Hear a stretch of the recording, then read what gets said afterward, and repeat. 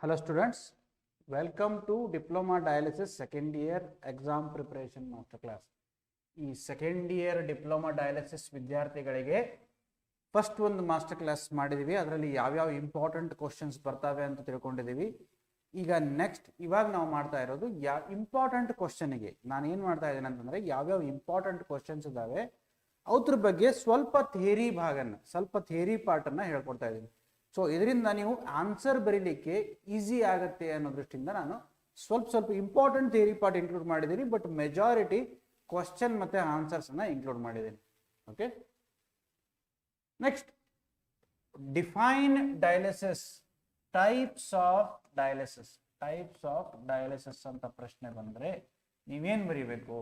There are two types of dialysis. Number one extracorporeal dialysis ಮತ್ತೆ intracorporeal dialysis. Extracorporeal ಡಯಾಲಿಸಿಸ್ಗೆ ನಾವು haemodialysis ಅಂತ ಹೇಳ್ತೀವಿ.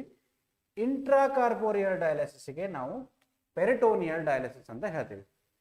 Extra corporeal dialysis ಅಲ್ಲಿ ಏನ್ ಮಾಡ್ತಾರೆ, ದೇಹದಿಂದ ಹೊರಗಡೆ ಆಗೋದಕ್ಕೆ ನಾವು ಎಕ್ಸ್ಟ್ರಾ ಕಾರ್ಪೋರಿಯಲ್ ಅಂತ, ಕಾರ್ಪಸ್ ಅಂತಂದ್ರೆ ಬಾಡಿ, ಹ್ಯೂಮನ್ ಬಾಡಿ, ದೇಹದಿಂದ ಹೊರಗಡೆ ಮಾಡುವಂತ ಡಯಾಲಿಸಿಸ್ಗೆ ನಾವು ಎಕ್ಸ್ಟ್ರಾ ಕಾರ್ಪೋರಿಯಲ್ ಅಂದ್ರೆ ಹೀಮೋಡಯಾಲಿಸಿಸ್ ಅಂದ್ರೆ ಮಷಿನ್ ಮುಖಾಂತರ through A semi permeable membrane employs the artificial kidney that is dialyzer as the semi-permeable membrane.